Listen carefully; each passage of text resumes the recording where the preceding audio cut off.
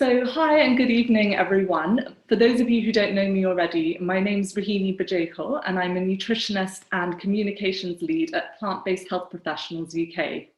We're a community interest group dedicated to promoting the benefits of a sustainable plant-based diet and for human and planetary health. Today, we're going to have a webinar with Professor or Dr. Alka Kanaya on diet and social determinants of health among South Asians in the United States.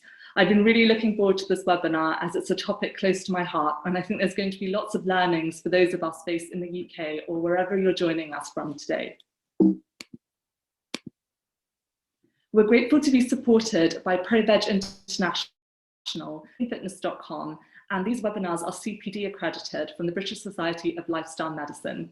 And this has enabled us to reach almost 30 webinars over the last year since the pandemic began.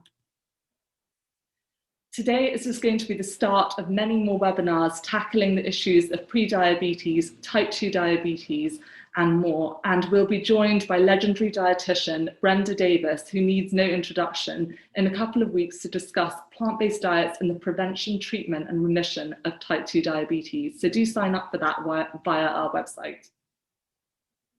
Again, you can join as a member.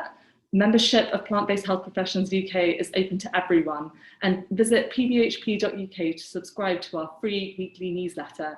If you're in the position to donate, we welcome donations at pbhp.uk/donate, and we're also active on social media on Facebook, Instagram, and Twitter.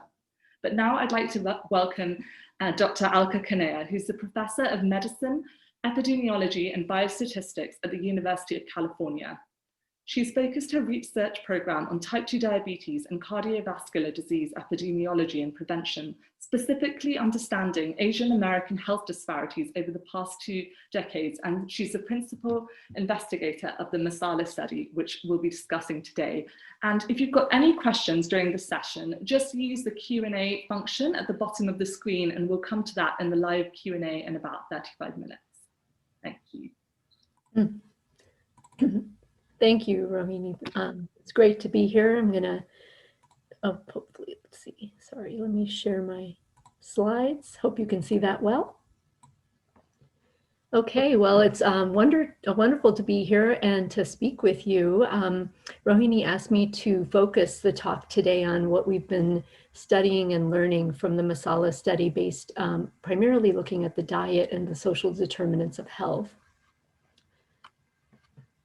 So just to give you a little background of what we are doing with MASALA, the aims of the study were to establish a prospective community-based cohort in the United States to really look at different factors that may be contributing to heart disease development. So we wanted to look at traditional risk factors, sociocultural, behavioral, and novel risk factors that are both associated with subclinical atherosclerosis, so the very early parts that can lead to heart disease, and as well as with type 2 diabetes. And we designed MASALA to be a parallel study to another ongoing study in the US, so we could compare the adjusted prevalence of cardiovascular disease risk factors to 4 other race ethnic groups in a study called MESA. I'll show you a little bit more about that soon. And the ongoing goal of this study is to investigate factors that are associated with people developing incident cardiovascular disease. And we used a very broad socioecological model in how we thought about, the variables, the measures we wanted to study and collect. So not only are we focused on the individual, getting lots of self-reported as well as objective data of themselves, but also the interpersonal and family and social network data. I'll show you a lot of those new studies we've been doing, measuring their community and their environment using geocoded data and looking at some of the health system and other structural effects that may impact health.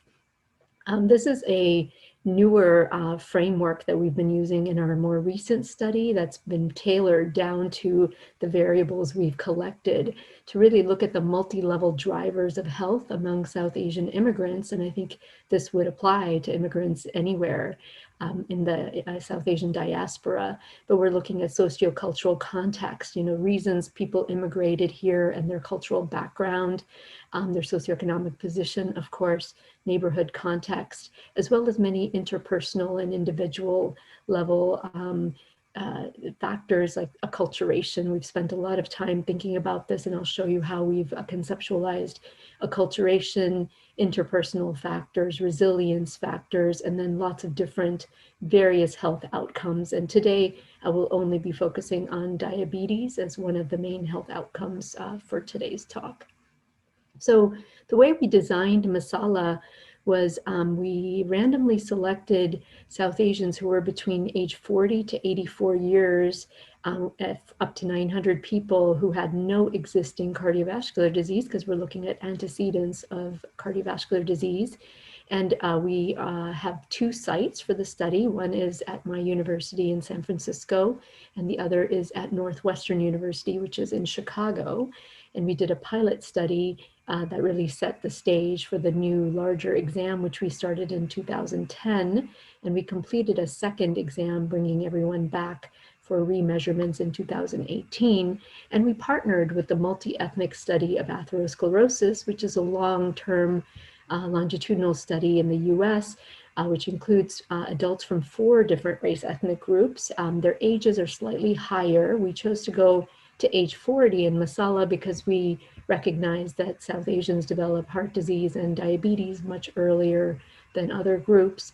So the 4 groups in MESA include whites, African Americans, Latinos, and Chinese Americans. So this gave us a really good study to kind of build upon, as well as to cross compare. And so all of the eligibility criteria are the same. And MESA is a longer standing study. It started in 2000. So they were doing exam 5 when we started our study in MASALA, but I'll show you a lot of cross comparisons using equivalent age groups. So here's what we've accomplished so far in MASALA. This is our baseline study, and we recruited 906 participants. We did a social network, an ancillary study, and about 2/3 completed that. And then we began our exam 2 in 2016. And at the same time, we were able to recruit 258 new participants. So we currently have about 1,150 participants who are surviving and continue in our study. And we hope to start our next exam visit by early next year. So here's the few topics I'm going to address just to give you a roadmap of where we're going. I'll describe the demographic and behavioral characteristics of this population. You will notice that the South Asians in the US are quite different than the South Asians you may know and work with in the UK, primarily because of immigration histories and characteristics of the diaspora here. Diet, we'll spend a lot of time talking about different ways we've measured diet, a look at our acculturation data, our social networks data, and finally the body composition and diabetes outcomes. So 98% of the population in our study are immigrants to the United States, and that's very consistent with the US Census data. About 83% were born in India, and you'll see the other South Asian countries are relatively lower in frequency. Only 2% were born in the US, and those are people in their early 40s. And that's because the waves of immigration opened up in the United States for South Asian immigrants really after 1965. So the number of years and percent time that people in the study have been in the US has been on average about 28 years, but it's a nice bell-shaped distribution. So about half of someone's life has been lived in the US, but you'll see we have pretty recent immigrants as well as very long-lived immigrants in the study as well. And educational status is quite high, and that is again due to the immigration rules in the US in the 60s, where people were only allowed to immigrate if they were coming with a professional degree or were coming for higher education. So as a result, 64% of the men in Masala have greater than a bachelor's degree, and that's about 47% of women. And there's high family income given the high educational attainment. And this is generalizable to the US Asian Indian population for certain. And as I said, 83% in the Masala study are born in India. So what about lifestyle and behavioral factors in Masala? So here in this table, I'm showing you the South Asians in the same age group as MESA, age 45 to 84. And the four groups here are the MESA participants: whites, African Americans, Latinos, and Chinese. And in terms of current smoking, the rates were quite low in our South Asian cohort compared to MESA, and that was similar in the Chinese and MESA, who also are mostly immigrants to the United States. About 96% of the Chinese in MESA were immigrants. Alcohol consumption was fairly low to moderate in South Asians and Chinese, again, similarly, much higher in the whites and blacks in MESA. But exercise was abysmal in the South Asians. And this, again, is a highly educated and affluent group compared to the other four in MESA. But how we measured exercise was in using a validated questionnaire that asked about, both physical activity for exercise as well as daily activity at work, volunteering, any kind of activity from yoga to all the way to aerobic physical activity and weightlifting. So this is definitely low-hanging fruit, and this has been seen in many UK studies as well, that physical activity levels are quite low in our community and something we need to work on. So you are all very interested in South Asian diet, and we were as well. And you all know that there are several different types of South Asian diets depending on the region of immigration. And so it was quite complicated to decide, what to focus on, because, the population is mostly immigrant, eating many of these same diets from their native countries. So what we settled on was using a food frequency questionnaire that was developed in Canada by Sonia Anand's group for the SHARE study in the late 1990s. And this was both created and validated among South Asians in Canada, and includes many traditional recipes and foods from all different parts of South Asia, not only North Indian, but also South Indian and Bangladeshi and Pakistani. So we've done many different analyses of these 165 items that were in this FFQ, and I'm going to really focus in on a few of them, because otherwise I could give you a talk for 2 hours on all of the different ways we've looked at the data. But dietary patterns, I think, are most revealing, and that is probably, in terms of nutritional epidemiology, where the field has moved, is looking at the most common patterns that are consumed frequently among participants. We looked at dietary quality using the AHEI measures, macronutrient composition, vegetarianism. 38% of people in our study are long-term vegetarians, so it gives us a nice opportunity to look at long-term effects. We've looked at ultra-processed foods in the diet. And then I will show you some of our data on the healthy and unhealthy plant-based diets that we've done the analyses for. And the newest work we're doing is looking at metabolomics of diet. So when we do dietary pattern analysis, what we're doing is taking the data and seeing how how the data sorts out into what are the common patterns of food that people eat. And we found 3 main types of dietary patterns, and it was almost a third in terms of representation among our cohort. So a third were eating a diet that was predominantly high in animal protein, or more of a Western diet. A third were eating a diet high in fried snacks, sweets, and high-fat dairy, so more of a very traditional South Asian diet. And a third were eating fruits, vegetables, nuts, and legumes, so more of a prudent diet. And what did we look at when we looked at, cross-sectional associations with these diet? That the animal protein or Western diet here on the left was associated with higher weight and a bigger waist circumference, whereas this middle fried snacks, sweets, and high-fat dairy diet was associated with higher blood pressure and lower HDL, and also worse measures of insulin resistance, more of the metabolic syndrome type of phenotype. And that was compared to the fruits, vegetables, nuts, and legumes, which was the healthier of the three diets. And if we had to, I'm going to move to looking at, a more objective measure of these dietary patterns. So, we've, in that individual circle of the socioecological framework, we've been doing a lot of work at understanding the omics of the person, and not only just the phenotype, but the metabolomics, I think, is a really nice way to understand the effects that the diet may be having in the body, and also giving a more objective measure of diet.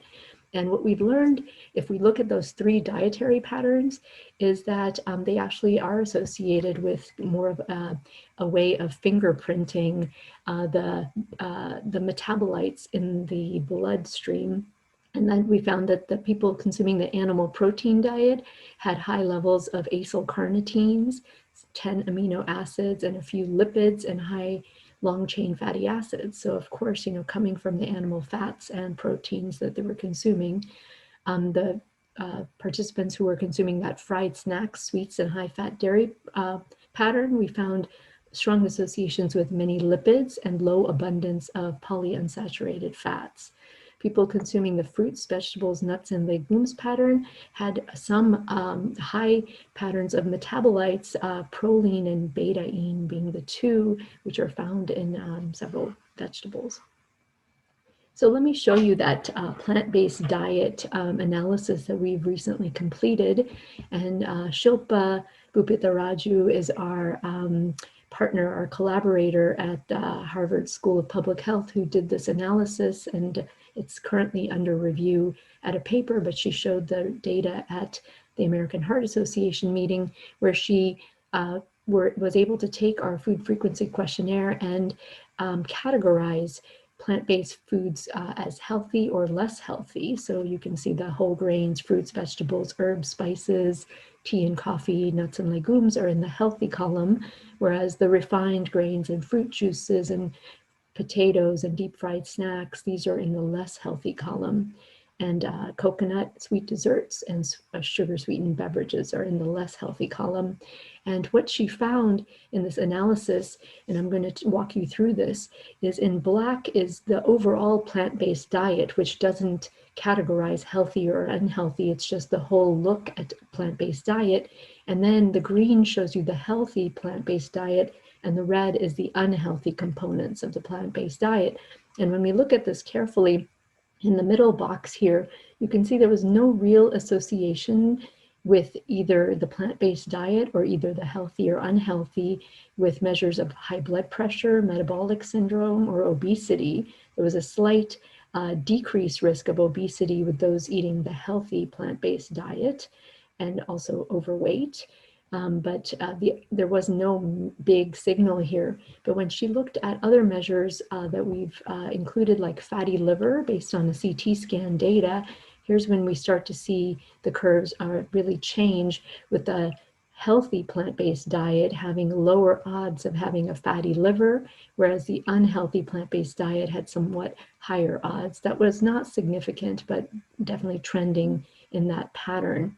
And when she looked at those who developed diabetes after the 5 years of follow-up in MASALA, this is where you really start to see that same type of pattern with the healthy plant-based diet, people consuming more of that, having lower incidence of type 2 diabetes that developed, whereas those consuming the unhealthy plant-based diet having a trend towards a higher risk. And this is with 5 years of follow-up and 50 people who've developed diabetes. So as we go out to another 5 years, hopefully that some of these trends will be more significant. So let me talk a little bit about the acculturation measures that we've compiled. We used many different ways of thinking about acculturation, and we collected information about how long someone has lived in the US, how proficient they are in the English language, which you all know is not a great acculturation measure for many South Asians who learned English at home before moving. Food eaten at home, food eaten outside of the home, the types of food, the frequency of going to cultural engagements, frequency of shopping at South Asian markets, the race, ethnicity of their friends, and traditional cultural beliefs. And this is a new scale that we developed with some qualitative work.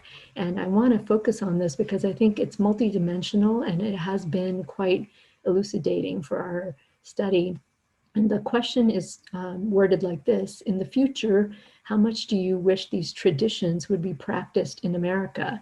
And this is, again, multidimensional because we are asking about performing religious ceremonies and rituals, serving South Asian sweets at these ceremonies, fasting on specific occasions, living in a joint family, having an arranged marriage, eating a staple diet, using spices for health and healing. And we were able to put these items together in this cultural belief scale. And what we've done in some of the more advanced work is we've taken all of these items, including the traditional cultural belief scale, but every one of these other items I've mentioned, and we've analyzed them together, kind of like we did with the dietary patterns, where we took a lot of data and kind of reduced it into components that cluster together to come up with these acculturation strategies. And what we found is the orange circle represents someone who has not acculturated to the Western and has retained a lot of South Asian cultural values, norms, and beliefs, whereas this other circle is, more American beliefs, and you can see that there is a big overlap in those who may be more bicultural, adopting some new cultural beliefs from the US and retaining some from their native background, but there's a split here. So the people who have not adopted as many US beliefs have retained more South Asian beliefs are in the separation class. About 23% of the cohort is there. Another 54, so a majority of the cohort, is in the integration class, which is the bicultural, the mixing of the two cultures in their beliefs and norms. And then another 23%, identically, are in the assimilation class, where they've really adopted more of the US beliefs, values, and traditions, and not so much retained the South Asian ones. And let's look at where those different dietary patterns fall here. And that sweet, refined grains and high-fat dairy really did cluster in the separation class, whereas the animal protein diet was in the assimilation class. However, that prudent diet, the healthy, plant-based diet, was both in the integration and assimilation class. So this, I think, stands in contrast with a lot of other data that has come from the UK and Singapore and other countries with diaspora countries that show that the more assimilated you get to the Western diet or the Western culture, the more your diet becomes animal protein focused or Westernized, and less of this fresh fruits, veggies, and legumes, but we're seeing actually quite the mixture in our US population of South Asians. So we've looked at these acculturation classes and looked at what they're associated with in terms of other health outcomes. And we found those in the separation class have more depressive symptoms, so higher burden of mental health issues. And those in the assimilation and integration actually had lower cardiometabolic risk. And again, stands in contrast to other immigrants to the United States, like Japanese immigrants, Latino immigrants, where the more you assimilate, the worse your cardiometabolic health, the heavier, the more diabetes, the worse cholesterol, the more heart disease. But we're actually seeing kind of a mixed pattern here. So how do social networks influence South Asian health? So we did a whole ancillary study trying to understand this, where in the center is our MASALA participant, and they told us who's in their social network, who they're closest to. Those are the alters in their network. And what we found is that South Asians have very large social networks, but they're mostly comprised of family. 72% of their social network is family or other South Asians. And the emotional closeness really does exist. And those people who have emotional closeness with their network have better self-rated health. And having more kin or family members in the network was associated with more health discussions. So really getting feedback on health. And belonging to religious and spiritual organizations was also perceived to be beneficial to the health. And here's something that I really do want to highlight. When we probed more, doing qualitative work in terms of the social networks in our participants, we found that 70% of our participants described their adult children as being role models for healthy behaviors. And so the adult children who were eating uncooked veggies or fresh fruits daily, so more plant-based foods, had higher diet quality in their parents, because there is this effect that the adult children were having and influencing their parents. And the adult children who exercised more had parents who actually met the physical activity guidelines as well. So here I think is a really nice finding in terms of nodes that we can work with as healthcare providers. People who we need to get involved in the health of older South Asians is their younger, that generation of South Asian younger adults. We also probed a little bit more about physical activity, looking at men and women separately. And we found for men that if they exercised with a non-spouse exercise partner, they were more likely to exercise more. Whereas for women, if the women exercised with their spouse, they were likely to have more exercise. Not so much when the women exercise with a non-spousal partner. And so that's an interesting dichotomy in that women, get the same effects of exercise with their spouse, whereas the male spouse actually does better when they exercise with a friend. Maybe the man is exercising twice as much as a result. So let's move to some of the final outcomes that I want to share with you, and that is our body composition findings. As you all know, the WHO has recommended slightly different BMI cut points for Asians with overweight at 23 to 27.5, obesity for 27.5 or greater, and we've applied this in MASALA and in the MESA Chinese Americans. So this shows you in terms of the prevalence of normal weight in MASALA participants in red was about 25%, somewhere intermediate to the Chinese in MESA, who had the highest normal weight prevalence, almost 40%, and lowest in the Latinos and African Americans that were, almost 17, 18%. And overweight was actually fairly high in the South Asians. Almost 45% were overweight and almost 30% were obese, using the correct cut points. And so what we've been interested in is this normal weight category of BMI, because those are the ones who may be overlooked in terms of healthcare screening, in terms of dietary advice that they may be getting from their healthcare providers. And when we looked at this group, again, looking at this left column here of the normal weight individuals, the red bubble shows you those who are metabolically abnormal. By that I mean they have the metabolic syndrome, high fasting glucose, high triglycerides, low HDL, or high blood pressure. And the blue shows metabolically normal. And you can see the South Asians here that they have a high prevalence of metabolically abnormal, even in the normal weight category, much higher than the other groups. And again, this is something that we definitely want to highlight for people, is do not rely on a normal BMI because it's misleading, especially in South Asians.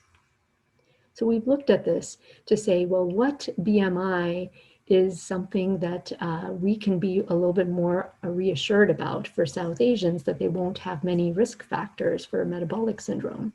And if you look at this curve, this blue dotted line here shows you the prevalence of metabolic abnormalities in white participants in MESA. So at the BMI of 25, we're on the cusp of becoming overweight.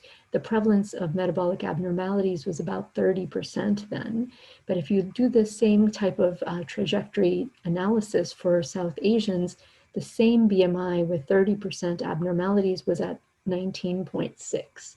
So, that's not a number that I want to use in terms of saying you need to get your BMI below 19.6, but that is really where the numbers show the differences by race, ethnic group, is the South Asians cannot be reassured by having a BMI of 23 or 24 or 25 because we know there's so many metabolic abnormalities. And we've known about this since at least the early 2000s. You may all be aware of this paradox. So Dr. Yudkin, a European investigator and friend, had a BMI of 22, yet the body fat composition using whole body DEXA, his body fat ratio was only 9%, whereas a North Indian investigator, Dr. Yajnik, had the same BMI, but almost triple the body fat at 21%, 2.5 times higher than Dr. Yudkin. So we've wanted to look at this very closely in MASALA to look at where there may be hidden fat stores. So we've used CT scan data to look at fat in the muscles, fat in the liver, fat around the abdominal visceral organs, as well as fat around the heart. And in this photo, I'm showing you a single slice of an abdominal CT scan through the lower part of the abdomen. And with software, we can color code the subcutaneous fat is in green, the visceral fat is in light blue. And you can see here in these big muscles in the back that the light blue in the muscle is showing up here, and that's fat in the muscle. It's more difficult to do this with liver, but we look at the liver cross-section and look at regions of interest to look at the fat density. So it's a slightly different calculation. And what we found when we compare the MASALA participants to the MESA participants is the South Asians store fat in all the wrong places. And here in yellow, the South Asians have higher visceral fat than most groups in MESA, higher total intermuscular fat than the groups in MESA, and more fatty liver than the groups in MESA. We look at attenuation, which is inverse of showing that people with low attenuation have more hepatic fat. And here's total lean mass, so how much muscle mass South Asians have is much lower than the 4 groups in MESA. And this is using the same type of CT scan, the same reading centers, comparing apples to apples in that way. So what about diabetes? So in MASALA, 26% had type 2 diabetes, a third were pre-diabetic, and another 42% were normal. And this is using fasting glucose, 2-hour glucose tolerance test, as well as those who already knew they had diabetes and were on medications. And when we compare this to MESA participants, and here I want you to focus on the lower row that's fully adjusted for all confounders and other covariates that may be associated with diabetes, the prevalence of diabetes in South Asians was almost 27% compared to 6% in whites, 16% in African Americans and Chinese, 14% in Latinos. So very significantly higher in the South Asians. So with that, I'm just going to show you kind of what some of this work that that we've been doing has led to some guideline changes for diabetes in the US. So now the American Diabetes Association does recommend that healthcare professionals screen Asian Americans for diabetes at a lower BMI using 23 instead of 25. Of course, for me, BMI that's low is pretty useless because there is so much more prevalence of metabolic disease, even lower than 23, but at least this moves the dial a little bit. And then the South Asian ethnicity is now considered a risk-enhancing factor for cholesterol guidelines since 2018. And so with that, I'm summarizing some of the key lessons learned, and that is that South Asians do have a higher prevalence of cardiometabolic risk factors, and this adverse body composition may be partially culprit. we should screen for risk factors among South Asians regardless of BMI, even if it is low BMI. Diet is definitely a very modifiable risk factor, and that's something I'm preaching to the choir here, I understand. But this prudent dietary pattern is fairly low risk, and we've shown, at least in terms of incident diabetes, that this healthy plant-based diet can reduce odds of developing diabetes in the future. And the acculturation strategies, this being bicultural, being, integrating some Western cultural beliefs along with South Asians, seems to be lowest risk in terms of cardiometabolic risk. And that we know a little bit more about social networks, and we really need to tap into these networks to get good, meaningful behavioral change in our patients and participants. So just a little note about what we're doing next. We just received a new grant to expand MASALA. We're going to be adding 1,150 new participants who are Bangladeshi and Pakistani to our cohort, which is primarily Asian Indian so far. And we're going to be recruiting these groups from New York City and Chicago, and that's in the coming year or so. So our total study population will grow to 2,300.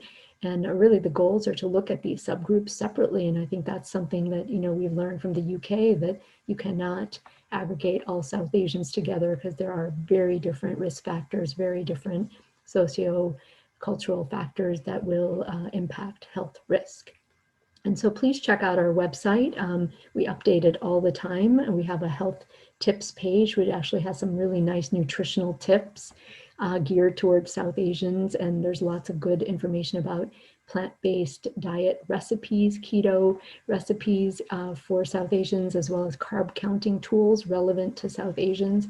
All of our publications are here. If you are a researcher and want to use our data, we have a very transparent data sharing policy.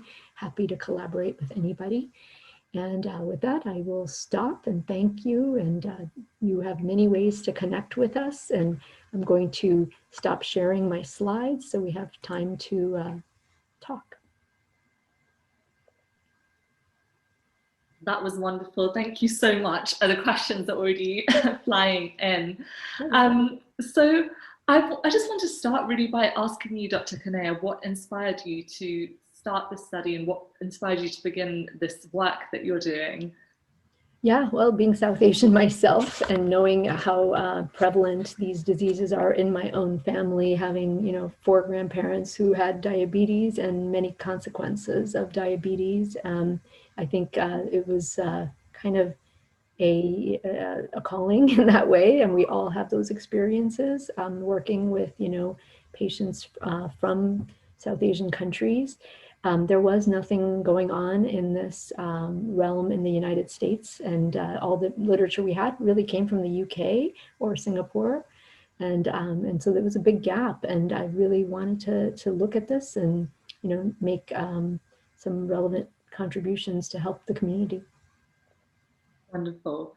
And the statistics around body fat were really shocking, and ones that I didn't realize. I know that we have, a lower cutoff for BMI at 23 being overweight. And you mentioned, the lowest risk being around a BMI of 19.6. Is there any impact on bone health or any other areas at that lower BMI? And have you found anything interesting? Great question. Yeah, no, so in our pilot study that we did in 2006, we actually had DEXA scans to measure bone skeletal health as well. And I would need to go back to look at that in terms of the people who are in the lowest BMI group, if they had more, osteoporosis or osteopenia compared to those in the higher BMI. But that is something concerning, definitely, because the problem with those using bone health is there's very little normative data to know what is a normal bone health for South Asians. We're using white data in most cases, at least in the US. We don't have normative data how we define abnormally low bone health. So it's more work to be done to get that. Definitely. And, of course, with BMI, it's it can be quite flawed when using it at an individual level. Are there better measurements for South Asians that you would recommend who are at risk of these sort of metabolic diseases? And someone has specifically asked about if there are more accessible ways to measure liver and muscle fat composition instead of a CT scan.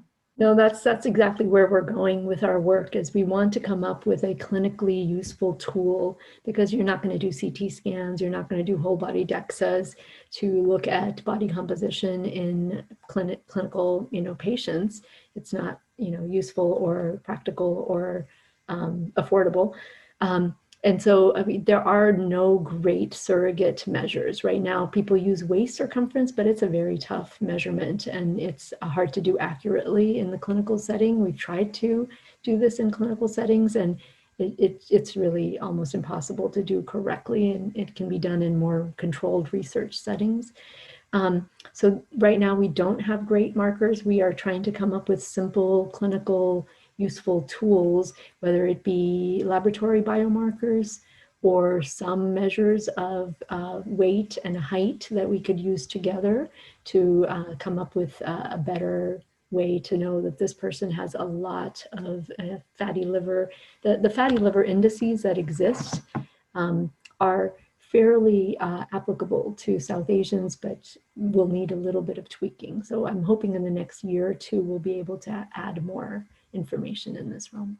And has the MASALA study shown up that correlation between hepatic fat and type 2 diabetes? Oh, absolutely. So yes, we've looked at incidence of diabetes. So I didn't show you some of the newer data, but those with higher hepatic fat and higher visceral fat were more likely to develop incident diabetes in MASALA. So I think it'd be really good for us to, apply some of the new ways of thinking about, forget the BMI. Let's really think about who has a fatty liver, who has fat in all those wrong places. What are ways we can, quickly measure this and not look at someone's overall body weight, but and then those are the people that we need to really focus in on in terms of our lifestyle interventions. Absolutely, and I think you started off by showing exercise, and that we have a real issue with that in South Asian communities. I know the UK shows a similar pattern. I think South Asian women in the UK are the most sedentary of any group. And is 986 minutes per week considered, is that officially low? And if so, can increasing exercise impact hepatic fat and the other, the other things that you mentioned? Yeah, those are all great questions. So yeah, that metric I showed was MET minutes per week. So it's not minutes per week, it's MET equivalent minutes per week. So yeah, there's been some really nicely done small studies where they've looked at high intensity interval training, so very, very intense exercise, and impacts on liver fat and definite reductions in liver fat. You can get that with reductions in saturated fat in your diet as well. So without the exercise. So there are both, exercise and dietary interventions that have looked at change in liver fat and visceral fat. So I think, the question is, can we get the same reductions with moderate levels of exercise intensity, like walking and, regular other types of activity that aren't high intensity interval training? Because imagine taking a non-exercising South Asian and having them go to HIIT, and some people have seen dramatic changes in their body, in their health doing that, but that's going to be a very small minority of people who are willing to do that, right? And I suppose resistance training would be especially, important strength training things as well. So in the two columns, which was great, potatoes were put into the unhealthy column, and I was wondering is that because of the way that potatoes are traditionally prepared in the South Asian diet, often with a lot of oil, without the skin on. You're not having, one of the popular foods here in the UK is a jacket potato with the skin on and everything. But do you have any thoughts on why potatoes may have gone into that category? Yeah, so I would have to defer that question to our, collaborators who are nutritional epidemiologists, Shilpa Pitharaju at Harvard, but they've been using the same definition for healthy and unhealthy plant-based diets in all of their studies that they've been doing, using Nurses' Health Study and health professional studies, and they've seen quite robust effects on incident diabetes. I don't know if you've seen some of their recent papers have shown that. Yeah, so I think potatoes of the thinking is that it is, it is, even though it is starchy and complex carbohydrate, that there is still, high levels of carbohydrate, and potentially in how it's being prepared may make it a little bit less healthy. Yeah, I'm not quite sure exactly why. So not completely clear. That's really interesting. So one of the more specific questions is, have you looked at endothelial function as an additional marker? Yeah, great. So we did it in our pilot study, and we are actually planning in exam 3, we'll be looking at endothelial function and heart function. We'll be doing echocardiograms and endothelial function tests in everybody. So I can't say much about that with nutrition, but I think that would be very interesting. I mean, it'd be most interesting looking at, direct effects after a meal, and then endothelial function changes with ghee and coconut milk and all the other things that I get questions about all the time when I give, community-based talks to South Asians about what's healthy and what's not healthy. And I do think that there are small studies that have done this already, and we'd love to build on that literature and look at this in our population. And the piece about adult children being a positive influence on their family members was really interesting. And you mentioned that adult children's physical activity and healthy eating habits had such a positive effect. How did you determine the directionality of that effect? Yeah, it was qualitatively, actually. So because we did gather the data of what the parents eat and how much they exercise, and what they told us what they're doing, and then we talked to them more about like what has been responsible for you making changes since you've been here. So it was a lot of the qualitative data that they were saying that it's not really talking to my doctors or talking to my peers or talking to my spouse, but it was really my daughter or my son that made me, get up and start moving, or made me start eating more fresh fruits and vegetables rather than cooking everything, and using a lot of oil, or changing the ways I make certain foods to be on the healthier side. Wonderful. So one of the other questions that has come up again and again, and it's not surprising really, is about dairy products, which we know it can be a big part of certain South Asian diets. And we also know it's one of the main sources of saturated fat in the diet in the United States. And I was wondering what the MASALA study has shown about dairy intake. Yeah, so we actually have one paper that's I don't know if it's come out yet, but it's just looking at this exact thing about dairy intake and body composition.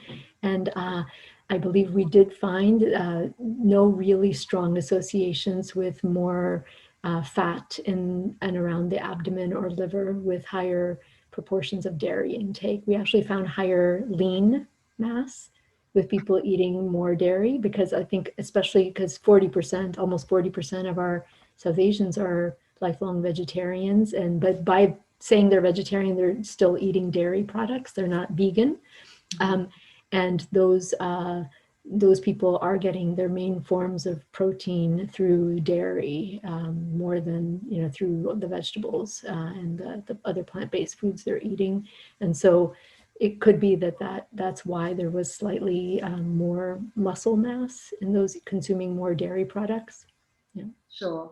But I suppose, the rest of the evidence shows again, time and again, that the most benefits are with the whole grains, fruits, vegetables, legumes, nuts and seeds. And in terms of polycystic ovarian syndrome, is that something that you looked at? Was there a higher correlation in relatives having PCOS in those who had diabetes in the MASALA study? Was that an aspect that you You looked know, at? we haven't looked at PCOS. We haven't asked women if they have a diagnosis of PCOS, and we haven't measured the hormones or looked at ovaries or anything. But we do have gestational diabetes as a, looking at women who've had problems with gestational diabetes, and them developing diabetes is much, much higher than women without gestational diabetes. So no, I can't directly answer the PCOS question. I think that would be, we started at age 40. And so a majority of the women in the study were already postmenopausal. So we could have asked them about their experience with PCOS, but I have a feeling that many may not know if they were diagnosed or have not been diagnosed. Yes, it's certainly gestational diabetes is higher amongst people with PCOS, and with South Asians, I think in the UK, you are screened and considered high risk automatically. If you're South Asian, it might be similar in the US. Yes, so yeah, that's very interesting. There were some questions about, with the AHA abstract, how did healthy and unhealthy plant-based diets compare with meat eating? Right, so the meat eaters were actually, this included everybody eating any kind of diet, and it was just the healthy foods were scored in one direction, and the unhealthy foods were scored in reverse direction, and meats were all scored in the reverse direction. So when I showed you the differences in each of those outcomes, it's using, the scoring that changes between healthy and unhealthy in meats. Meats always being in the unhealthy category. Sorry. Okay, and what would you recommend for South Asians who have a strong family history of type 2 diabetes, such as myself?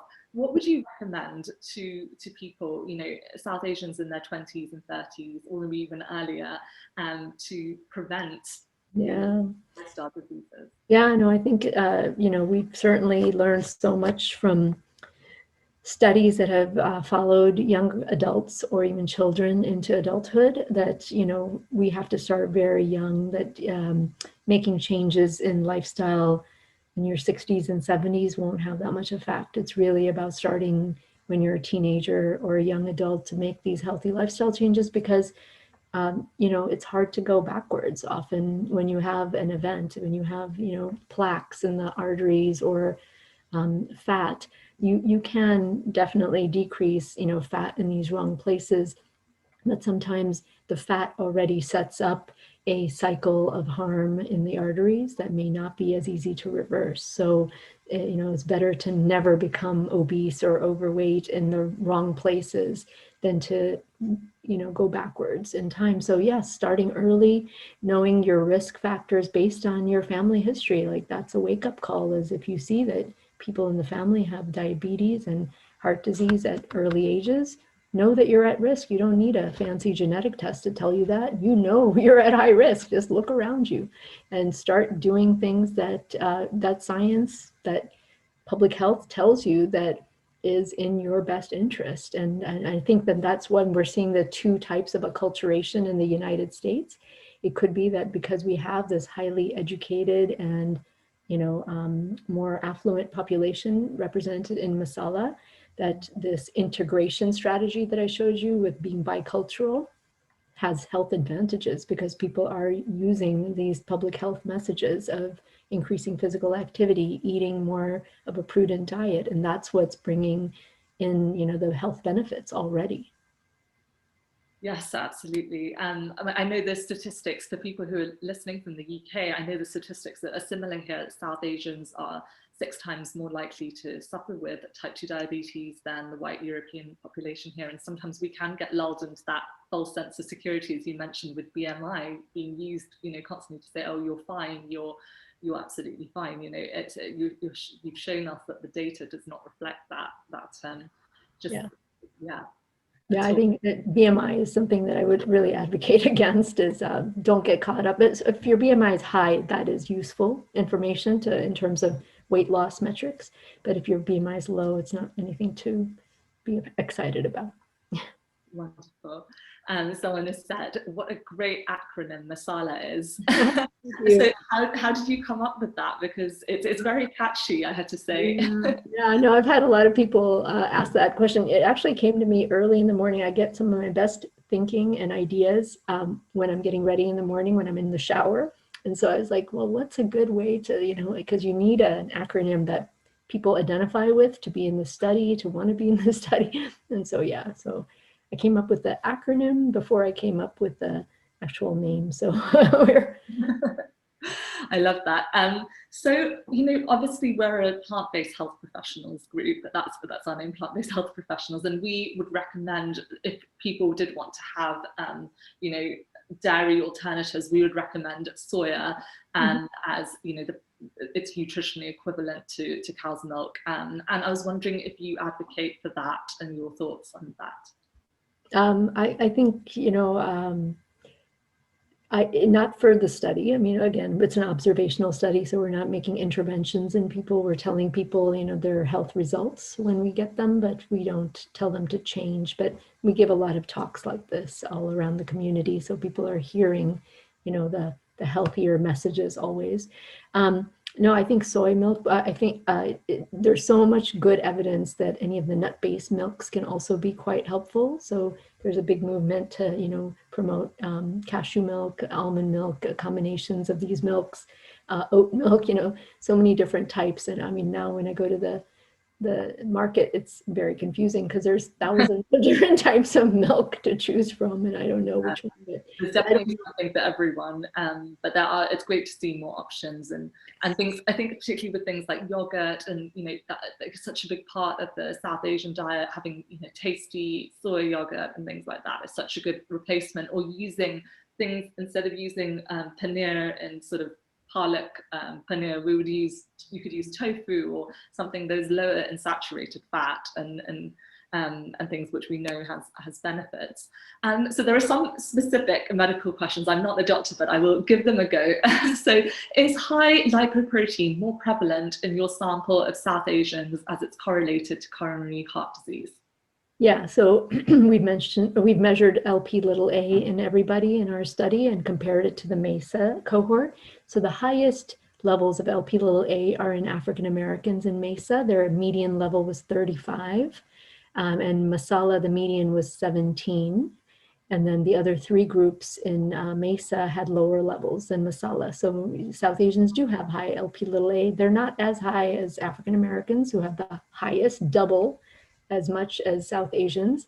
And so in terms of whether Lp(a) is causal for heart disease, I think the verdict is still out on that. There's some good data showing that there may be strong associations, but you know, I still, we're waiting to see what happens with our, you know, long-term follow-up data, whether Lp(a) can predict those who have high risk of events. Wonderful. And there was a specific question, I think, from a cardiologist saying, are there opportunities to look at genetically determined variability between different subgroups within South Asians? Are there genetic and anthropological differences between different communities from the South Asian region? Obviously, we're talking about quite a lot of different countries and people. Yeah. Yeah, there's a lot of work happening in that space right now with Genome Asia, and a lot of investigators are, you know, building these large biobanks in South Asia using large populations from Sri Lanka and Bangladesh and Nepal and India, and are looking at, you know, polygenic risk scores for many things. So I think this field is really booming. And probably in the next 5 to 10 years, we'll have different ways of classifying someone's inherited risk with using South Asian genotyping. Right now, it's, you know, really in the early stages where we have most of these polygenic risk scores are all done in European populations. But once, you know, these big biobanks come online and researchers start to use the data, we're hoping to collaborate with some researchers using our data as well. Wonderful. I know we'll keep our eyes peeled. I know there's lots of interesting stuff coming out of the MASALA study as well. So I will definitely keep sharing that with our group. I'm just going to launch a little poll before I had a question, which I think the MASALA study published a paper showing that distinction, which you talked about in the presentation, between healthy and unhealthy plant-based diets. And we know that with say vegetarian diets in India, they can be very, you know, laden with oil, fried foods, which can be a big part of culture in terms of weddings, celebrations, and things like that. And is food preparation something you discuss a lot with participants, and how effective have the interventions been? Yeah, absolutely. So, the 3 dietary patterns I showed you, that middle traditional South Asian diet, was, half the people in that were vegetarian, were lifelong vegetarians. And so we often, when we give talks, we give talks along with nutritionists so that they can help people understand that just because you're eating a vegetarian diet doesn't mean it's healthy. There's healthy choices you can make with the foods that you cook with or eat. And also the ways you prepare the foods are really important, and what, oils you're using. If you're reusing oil, what oils you should never use to fry with or cook with. And, those are the types of messages we try to give people, is about, really shifting to healthier options. Absolutely, and showing that cultural foods can be healthy. There are so many fantastic, whole grains and amazing things that we really know how to prepare lentils and beans and things in the South Asian diet. And we need just a final point, because I think I've asked you more questions than any speaker I've had on, because there's just so much to discuss. But I want to ask, in your opinion, how important is it that we give actually culturally appropriate diet and lifestyle advice, as opposed to a one-size-fits-all? No, it's critical. Yeah, it's critical, because you tell a South Asian woman to stop eating ham and cheese sandwiches, like you said. I mean, like, yeah, completely irrelevant. So I think, it's very important for providers who are interfacing and helping people make these lifestyle choices and decisions and changes, that we culturally, we know the type of diets they're eating. So taking a very clear history on diet and how the foods are prepared and how much portions and how often and how late. And there's so many things that we really need to know to culturally tailor and be appropriate about, the foods that we think could be modified, would be open to be modified. We've done a lot of work looking at, what foods are so tied to traditions that would not be given up at all, and then what are ways that you can actually change those foods to make them palatable, as well as, a little healthier. And so it's so important. Food is a really big part of South Asian culture, and holding on to that identity. And I think I love what you're doing at MASALA Study, and thank you so much for sharing your expertise with us, and we really do appreciate it. And for everyone who's listening, do go and support MASALA Study by following on Twitter and checking out the website, sharing the resources with all your family and friends. And the Plant-Based Health Professionals UK members, the recording will be on our members site, but I will also circulate a certificate and a copy of the slides to everyone who attended today. And do join us in a couple of weeks, because we'll be going into more detail about plant-based diets for the management of type 2 diabetes. So we'll be doing a deeper dive then. But thanks everyone, and good night.